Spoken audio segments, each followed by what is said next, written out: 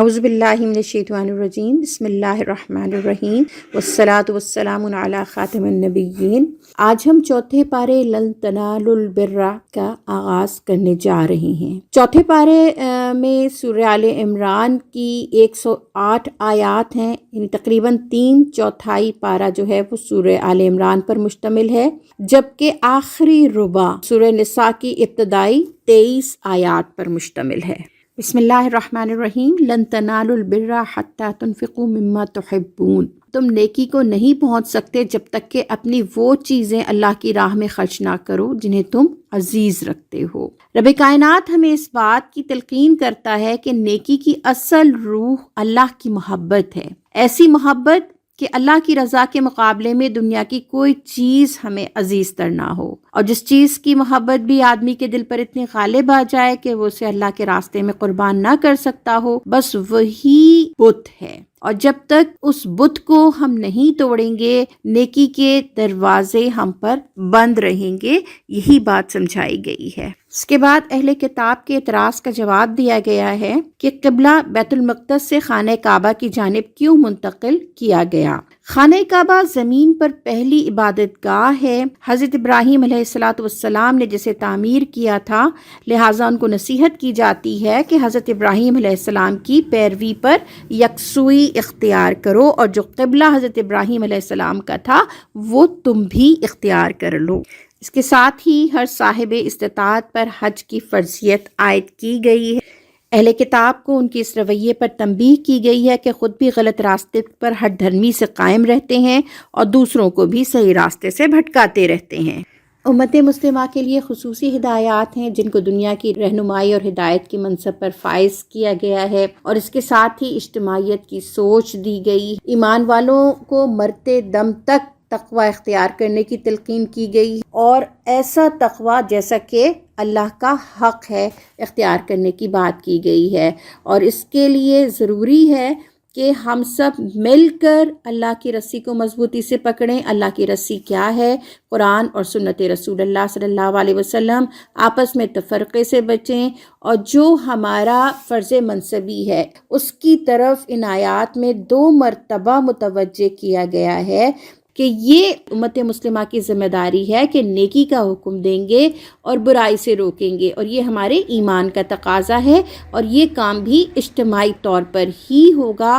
اور باہم اختلاف اگر ہم کریں گے، فرقہ بندیوں کا شکار ہو جائیں گے، تو پھر نہ صرف یہ کہ ہم اپنی ذمہ داری ادا نہیں کر پائیں گے بلکہ کمزور ہو جائیں گے۔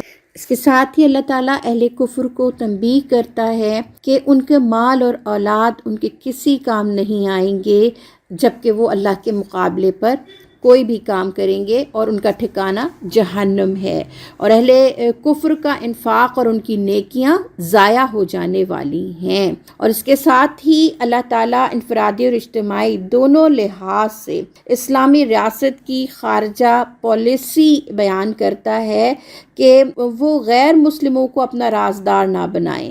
مسلمانوں پر واضح کیا گیا کہ تم اہل کتاب سے محبت کرتے ہو، لیکن اہل کتاب تم سے محبت نہیں کرتے، تو یہ اس لیے اللہ نے کہا لا تتخذوا بطانۃ من دونکم، کہ اہل ایمان کو چھوڑ کر تم کفار کو اپنا ہمراز نہیں بناؤ۔ اور آخر میں اہل اسلام کو پھر صبر اور تقوی سے اہل کتاب کے شر پر قابو پانے کے لیے وہ تلقین کی گئی ہے۔ وَإِن تَصْبِرُوا وَتَتَّقُوا لَا يَضُرُّكُمْ كَيْدُهُمْ شَيْئًا، کہ ان کی چالوں کو جو چیز ناکام کرے گی وہ اہل ایمان کا تقوی اور صبر اور استقامت کے ساتھ اپنے اس راستے پر ڈٹ جانا ہے۔ ان کا بغض اور دشمنی تمہیں نقصان نہیں پہنچا سکتی اگر تم اللہ پر ایمان اور تقوی کے تقاضے پورے کرتے رہو، ان کی ہر تدبیر پر اللہ غالب ہے۔ آیات 121 سے 189 تک غزوہ احد کی بابت تفصیلات بیان کر کے مسلمانوں کی کمزوریوں کی نشاندہی کی گئی ہے، اور اس کے ساتھ ہی اصلاح کی ہدایت جاری کی گئی ہے کہ تم کس طرح ناکامی سے بچ سکتے ہو۔ یہاں یہ بات اہم ہے کہ غزوہ احد سے آگاہی کے لیے ہم تفسیر قرآن اور ساتھ ہی سیرت کا مطالعہ کریں۔ غزوہ احد 3 ہجری کفار کا لاؤ لشکر 3000 افراد پر مشتمل اور جنگی سامان حرب سے لیس تھا۔ نبی کریم صلی اللہ علیہ وسلم نے مسلمانوں کے مشورے سے مدینے سے باہر نکل کر احد کے میدان میں کفار سے مقابلے کا فیصلہ کیا۔ ابتداً 1000 افراد آپ کے ہمراہ تھے۔ عبداللہ بن ابی منافقین کا سردار اپنے 300 منافقین کو لے کر علیحدہ ہو گیا۔ اب مسلمانوں کے لشکر کو عددی لحاظ سے کمزور ہوتا دیکھ کر دو قبائل بنو سلمہ اور بنو حارثہ کے افراد بھی بدل ہو کر واپسی کا ارادہ کرنے لگے، تو اولو العزم صحابہ اکرام رضی اللہ تعالیٰ عنہ نے ان کو سمجھا بجھا کر اس سے باز رکھا۔ میدان جہاد میں مسلمانوں کے لشکر کے بائیں جانب پہاڑی درے سے دشمن کے حملے کا اندیشہ تھا، لہٰذا نبی صلی اللہ علیہ وسلم نے حضرت جبیر رضی اللہ تعالیٰ عنہ کی سالاری میں 50 مجاہدین کا دستہ یہاں تعینات کر دیا اور ہر حال میں اس پر مستقل موجود رہنے کی تاکید کی۔ ابتدائی مارکے میں مسلمان کامیاب ہوئے اور کفار اپنا مال و اسباب چھوڑ کر بھاگ کھڑے ہوئے۔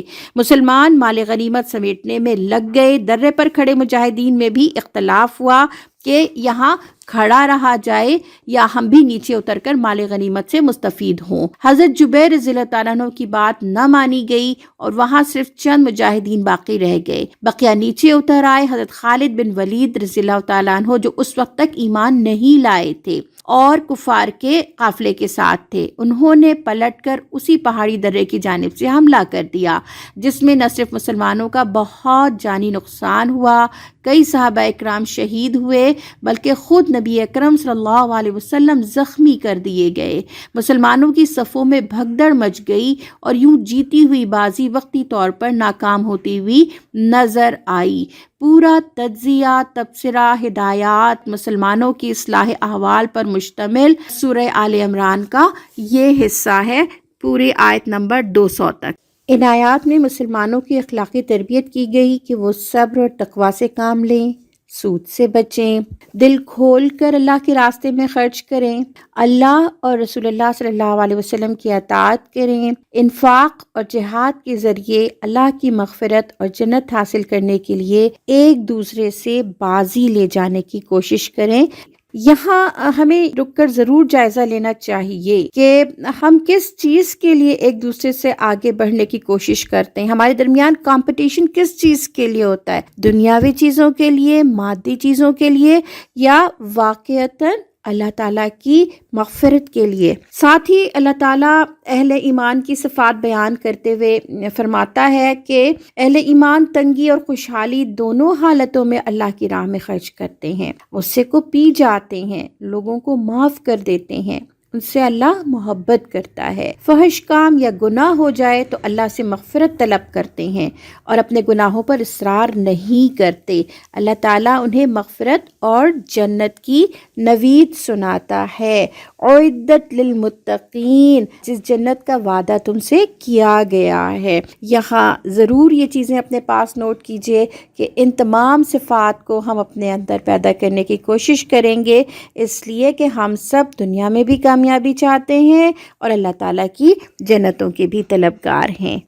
آگے اللہ تعالیٰ فرماتا ہے کہ دراصل متقین جو اللہ سے ڈرنے والے ہیں وہی یعنی اس سے درس عبرت حاصل کرتے ہیں۔ زمین میں چل پھر کر اللہ تعالیٰ کہتا ہے خود دیکھو کہ جنہوں نے اقوام نے، جن لوگوں نے اللہ تعالیٰ کے احکامات کو، اللہ کی شریعت کو، انبیاء علیہ السلام کو جھٹلایا ہے، وہ کس برے انجام سے دوچار ہوئے ہیں۔ اس کے ساتھ ہی اللہ تعالیٰ مسلمانوں کے لیے تقویت اور تسلی کا سامان کرتا ہے اور ان کو رہنمائی دیتا ہے کہ غزوہ احد کے حالات سے دل شکستہ نہ ہو۔ غزوہ بدر میں جب تمہارے ہاتھوں مشرکین شکست کھا کر پست ہمت نہیں ہوئے اور اگلے سال ہی دوبارہ انہوں نے چڑھائی کی ہے تو تم کیوں غم کرتے ہو؟ اور رہتی دنیا تک ان آیات کے اندر امت مسلمہ کو غلبے کے لیے اصول دے دیا گیا۔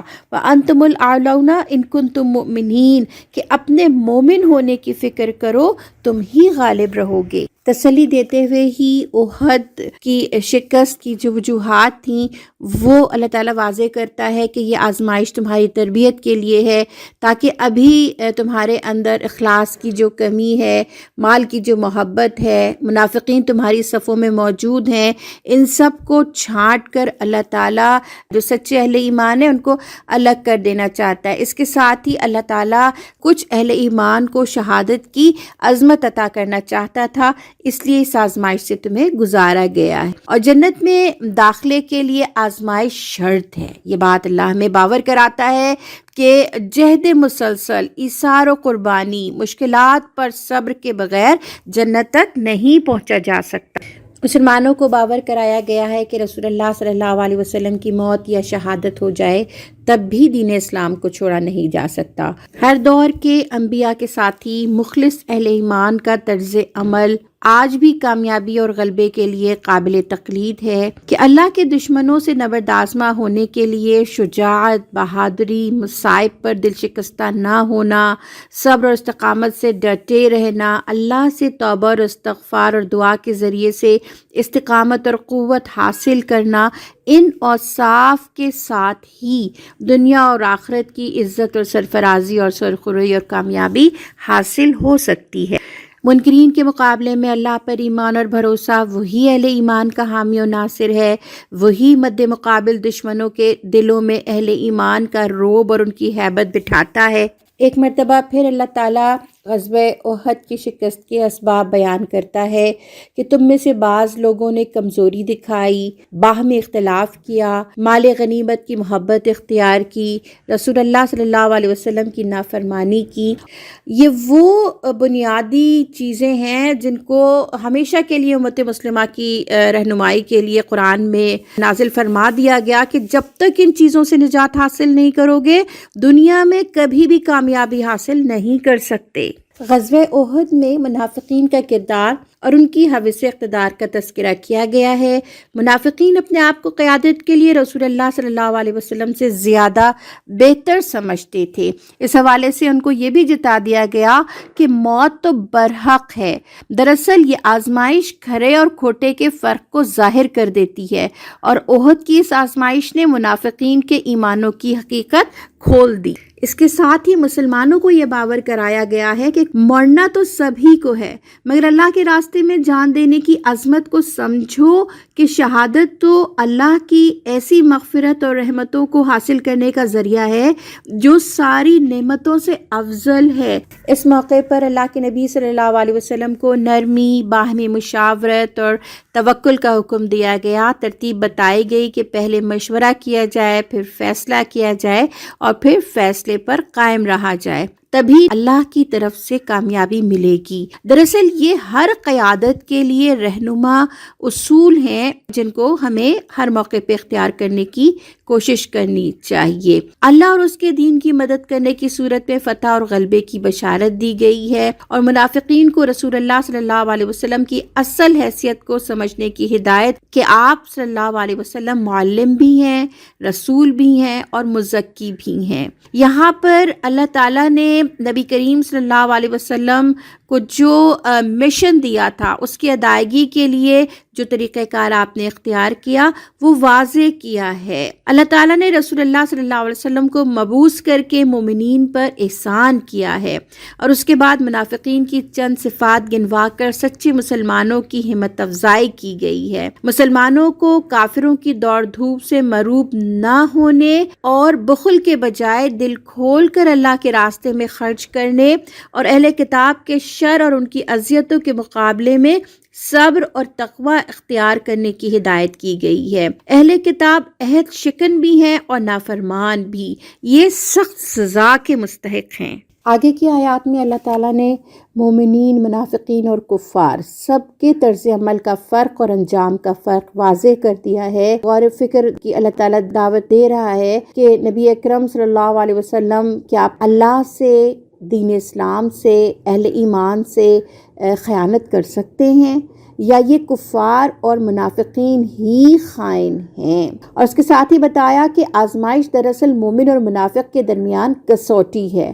مومن کو اللہ کا قرب عطا کرتی ہے، اس کے ایمان کو ایثار قربانی اور صبر و استقامت کے ذریعے نکھار دیتی ہے، جبکہ منافق ایمان کا زبانی دعویٰ تو ضرور کرتا ہے مگر آزمائش کے وقت میں شکوہ شکایت اختیار کرتا ہے اور اس سارے مارکے سے الگ ہو جاتا ہے۔ تو اس ہدایت کی روشنی میں ہمیں اپنے طرز عمل کا جائزہ ضرور لینا چاہیے۔ یہیں پر اللہ تعالیٰ باور کراتا ہے کہ جو اللہ کی راہ میں جہاد کرتے ہوئے شہید ہو گئے وہ ہمیشہ کی زندگی پا گئے، اور جو اللہ کے راستے میں اب بھی بطور غازی موجود ہیں، اللہ کے راستے پر ڈٹے ہوئے ہیں، دونوں اپنی اس حالت پر خوش و خرم ہیں، اور ہمیشہ کے لیے یقین دہانی کرائی گئی کہ اللہ تعالیٰ مومنین کے اجر کو کبھی ضائع نہیں کرتا۔ سورہ آل عمران کا آخری رکوع آیت نمبر 190 سے 200 تک 10 آیات پر مشتمل ہے۔ آخری رکوع پوری سورت کا نچوڑ ہے اور آخری آیت پوری سورت کا جامع ترین پیغام ہے۔ اس رکوع میں اللہ تعالیٰ جو چیزیں ہمیں بتاتے ہیں کہ نبی کریم صلی اللہ علیہ وسلم اور ہر دور میں آپ کے راستے پر چلنے والے، ہجرت اور جہاد کی آزمائشوں سے گزرنے والے داعیان اللہ اور مجاہدین فی سبیل اللہ کے لیے اللہ کی طرف سے تلقین، ہدایت اور خوشخبری ہے۔ باشعور اہل ایمان کائنات پر غور و فکر کرتے ہیں، جس سے اللہ کے کارخانہ قدرت اور حکمت کو سمجھنے کی بصیرت ان کے اندر پیدا ہوتی ہے۔ بڑے مقصد اور مشن کو انجام دینے کے لیے اللہ تعالیٰ سے تعلق میں اضافے کی تاکید کی گئی ہے اور نبی کریم صلی اللہ علیہ وسلم کے اسوہ حسنہ کو اختیار کرنے پر توجہ دلائی گئی ہے۔ اس کے ساتھ ہی اللہ کے راستے میں ہجرت، جہاد، انفاق، ایثار و قربانی، صبر و استقامت اختیار کرنے والوں کو جنت کی بشارت دی گئی ہے۔ کل بھی اور آج بھی اور رہتی دنیا تک مسلمانوں کو تسلی دی گئی ہے کہ دنیا میں باطل قوتوں کی ظاہری شان و شوکت سے تم پریشان یا مغلوب نہ ہونا، یہ جلد ختم ہو جانے والی ہیں، اور تم نے جو راستہ اختیار کیا ہے بے شک اس میں آزمائشیں ہیں، مگر وہ پائیدار صراط مستقیم ہے اور اس کی جزا بھی بہترین اور پائیدار ہے۔ اور اللہ تعالیٰ ہمیں اس میں کامیابی کے 4 اصول دیتا ہے ہمیشہ کے لیے۔ پہلی چیز تقوی، دوسری اس صراط مستقیم پر جہد مسلسل جو تقوی کا تقاضا ہے، تیسری چیز اس میں صبر اور استقامت، اور چوتھی چیز اپنے ساتھیوں کو جو اس راستے پہ چل رہے ہیں ان کو بھی صبر کی تلقین کرتے رہنا اور ان کو بھی اپنے ساتھ کھڑا رکھنا۔ ان آیات میں ہمیں نبی کریم صلی اللہ علیہ وسلم اور صحابہ اکرام رضوان اللہ علیہم اجمعین کا پورا اسوہ حسنہ نظر آتا ہے، بلکہ آج کے دور میں ان کے اسوہ حسنہ کو اختیار کرتے ہوئے اہل فلسطین اور اہل غزہ ان آیات کی زندہ تصویر نظر آتے ہیں۔ اللہ تعالیٰ ہم سب کو، پوری امت کو اس کا شعور عطا فرمائے اور اس ابدی کامیابی کے راستے کو اختیار کرنے کا ایمان اور حوصلہ اور توفیق عطا فرمائے، آمین یا رب العالمین۔ ربنا اغفر لنا ذنوبنا واسرافنا فی امرنا وثبت اقدامنا فانصرنا علی القوم الکافرین۔ ربنا فاغفر لنا ذنوبنا وکفر عنا سیئاتنا وتوفنا مع الابرار۔ اعوذ باللہ من الشیطان الرجیم، بسم اللہ الرحمن الرحیم۔ چوتھے پارے کے آخری ربع میں سورہ نساء کا آغاز ہوا ہے۔ سورہ نساء مدنی سورت ہے اور 176 آیات پر مشتمل ہے۔ سورہ نساء کا زیادہ تر حصہ غزوہ احد کے بعد غالباً 3 ہجری کے آخر میں یا 4 ہجری میں نازل ہوا ہے۔ بعض آیات غزوہ احد اور غزوہ بنی مصطلق یعنی جو شعبان 6 ہجری کے درمیان مختلف حصوں میں نازل ہوئی ہیں۔ غزوہ احد میں جب کئی مسلمانوں کی شہادتیں ہوئیں اور ان کے بعد بیواؤں اور یتیموں کے کئی مسائل بشمول نکاح، مہر، وراثت وغیرہ پیدا ہو گئے تھے اور منافقین کی ہمتیں بڑھ گئی تھیں، تو اس موقع پر مسلمانوں کو اس کی رہنمائی دی گئی ہے۔ یہودی قبیلے بنی نذیر کی جلاوطنی ربیع الاول 4 ہجری سے پہلے یہودیوں اور منافقین کا بغض اور عداوت کھل کر سامنے آ گیا تھا۔ اس موقع پر نوزائیدہ اسلامی مملکت کے استحکام کے لیے منافقین کی سرگرمیوں کا نوٹس لینا ضروری تھا، جو اسلامی ریاست کو کھوکھلا کر دیتی ہیں۔ چنانچہ یہاں اس صورت میں اسلام کے نظام معاشرت، نظام حکومت اور نظام عدل اور قسط کی وضاحت کی گئی ہے۔ اس کے ساتھ ہی صلاۃ خوف کے احکامات ہیں جو غزوہ ذات الرقاع کے موقع پر نازل ہوئے، اور احکام تیمم غزوہ بنی مصطلق کے موقع پر شعبان 6 ہجری میں نازل ہوئے۔ اگر سورہ نساء کی ہم خصوصیات دیکھیں تو سابقہ 2 صورتوں کی طرح سورہ نساء میں بھی اہل کتاب کو اسلام کی دعوت دینے کی ہدایت کی گئی ہے، البتہ یہاں یہ اشارہ بھی ملتا ہے کہ اہل کتاب کو اسلام کی دعوت ایک اجتماعی ریاستی فریضے کے طور پر دی جائے۔ عزیزان محترم، غور طلب بات یہ ہے کہ کیا اسلامی جمہوریہ پاکستان میں ریاستی سطح پر یہ کام کیا جا رہا ہے؟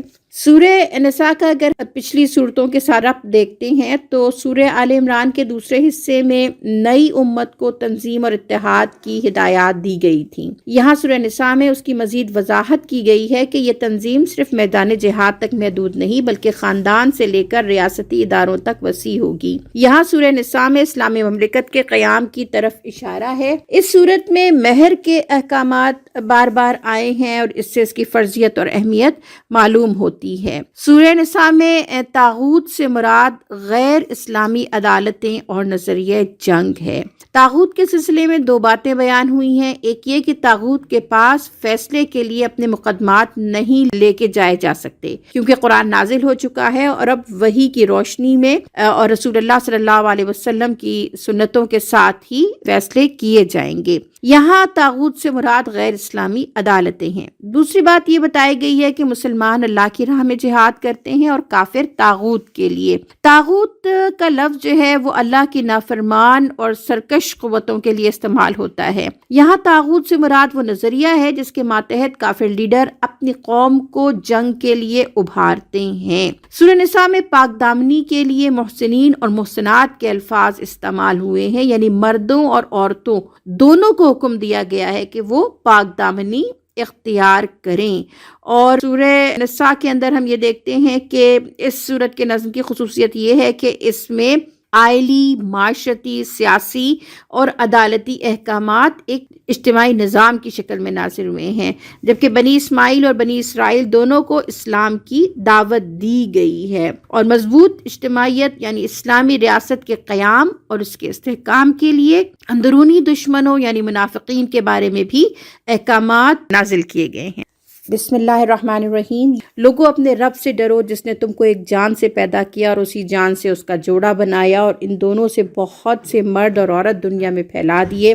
اس اللہ سے ڈرو جس کا واسطہ دے کر تم ایک دوسرے سے اپنے حق مانگتے ہو اور رشتے اور قرابت کے تعلقات کو بگاڑنے سے پرہیز کرو، یقین جانو کہ اللہ تم پر نگہبان ہے۔ اس آیت میں اجتماعی معاشرتی زندگی کی تمہید ہے اور جو نکاح کا رشتہ قائم ہو رہا ہے یہ آیت نکاح کے خطبے میں شامل ہے، یعنی نئے خاندان کی بنیاد پڑتے وقت جن چیزوں کی یاد دہانی کرائی جا رہی ہے کہ دنیا کا پہلا رشتہ شوہر اور بیوی کا آدم اور حوا کا رشتہ تھا، اس رشتے پر پورے انسانی معاشرے کی بنیاد ہے، پورے انسانی معاشرے کے تہذیب اور تمدن کی بنیاد ہے۔ زوجین کے باہمی تعلقات کی درستگی کا انحصار کس چیز پر ہے کہ وہ تقوی کو پیش نظر رکھیں، اللہ سے ڈریں اور ایک دوسرے کے حقوق کی ادائیگی کی فکر کریں۔ سورہ نساء کا آغاز اس سے ہوتا ہے۔ اس میں یہ چیز بھی واضح ہے کہ نکاح کے نتیجے ہی میں رشتے پیدا ہوتے ہیں، خاندان بنتے ہیں اور خاندان ہی معاشرے کی بنیادی اکائی ہے۔ اس کے بعد یتامہ اور بیواؤں کے حقوق بیان کیے گئے ہیں۔ یتیم کا مال کھانا حرام ہے۔ 2 3 4 عورتوں سے نکاح کی اجازت دی گئی بشرط یہ کہ انصاف کیا جا سکے۔ یتیموں کے اموال عقل مند افراد کے زیر تصرف ہوں، بالغ ہونے پر یتیموں کا مال انہیں واپس کر دیا جائے۔ یتیموں کا مال کھانے والے جہنم کی آگ میں جلیں گے۔ خوش دلی سے مہر ادا کرنے کا حکم دیا گیا۔ آیت 12 تا 14 میں وراثت کے احکامات ہیں، لاز آف انہیریٹنس تفصیل کے ساتھ بیان کیے گئے ہیں۔ ان احکامات کو حدود اللہ کہا گیا ہے جن کی خلاف ورزی کی سزا جہنم ہے، اور ہمیں یہ دیکھنا چاہیے کہ کیا آج ہمارے اس معاشرے کے اندر یہ جو احکامات ہیں ان پر عمل درآمد کس حد تک اور کتنا پایا جاتا ہے۔ اس کے ساتھ ہی یہ اہم بات بھی بتائی گئی ہے کہ وراثت کے تمام حصے وصیت اور قرض کو ادا کرنے کے بعد تقسیم کیے جائیں گے۔ بتایا گیا کہ بدکاری اور فحاشی کی سزائیں ان پر عمل درآمد کیا جائے اور قبولیت توبہ کے احکام دیے گئے ہیں، اور آیت 15 وہ منسوخ آیات میں شامل ہوتی ہے۔ اب بدکار عورت کو موت تک روکا نہیں جائے گا، یعنی یہ ابتدائی حکم ہے جو سورہ نساء میں آیا ہے، لیکن اس کا جو آخری خاتمی حکم ہے وہ سورہ نور میں آیا ہے۔ اس کے ساتھ ہی حسن معاشرت کے اصول بیان کیے گئے ہیں، جن میں بیویوں کے حقوق، مہر کی فرضیت اور محرمات نکاح کی تفصیل ہے۔ زبردستی بیویوں کے وارث بننے سے روکا گیا ہے، بیویوں سے حسن سلوک کا حکم دیا گیا ہے، وَعَاشِرُوهُنَّ بِالْمَعْرُوفِ، اور ساتھ ہی مہر قنطا یعنی ڈھیر سارا مہر بھی ہو سکتا ہے اور اسے واپس نہیں لیا جا سکتا۔ میری عزیز سامعین، میں تو یہ بات کہوں گی کہ دراصل ان آیات کو پڑھتے ہیں تو محسوس ہوتا ہے کہ واقعتاً اللہ تعالیٰ نے اسلام کے ذریعے ہی عورتوں کا تحفظ فرمایا ہے۔ ان 15 خواتین کی تفصیلات یہاں بیان کی گئی ہیں جن سے مسلمان مردوں کا نکاح حرام ہے۔ مسلمانوں کو باہمی استحصال اور معاشی خودکشی سے روکا گیا اور کبیرہ گناہوں سے بچنے کی ہدایت کی گئی ہے۔ کسی بھی معاملے کے صحیح ہونے کے لیے 2 شرائط بیان کی گئی ہیں، ایک یہ کہ معاملہ باطل نہ ہو، بذات خود حق پر مبنی ہو، دوسرا یہ کہ باہمی رضامندی پر مشتمل ہو۔ خودکشی کو حرام ٹھہرایا گیا ہے۔ ان سارے احکامات کو دینے کے بعد اللہ تعالیٰ اس پارے کا جو اختتام ہے اس کی آخری آیت ان اللہ کان غفور الرحیم، کہ جو اپنی معاشرت اللہ کے بتائے ہوئے اصولوں پر استوار کرتے ہیں تو اللہ تعالیٰ ان کے لیے غفور الرحیم ہے۔ اللہ تعالیٰ ہمیں ان تمام احکامات پر عمل کرنے کی توفیق عطا فرمائے تاکہ اللہ کی رحمت ہمارے گھروں پر، ہمارے خاندانوں پر، ہمارے معاشرے پر ہو سکے۔ وآخر دعوانا ان الحمد للہ رب العالمین۔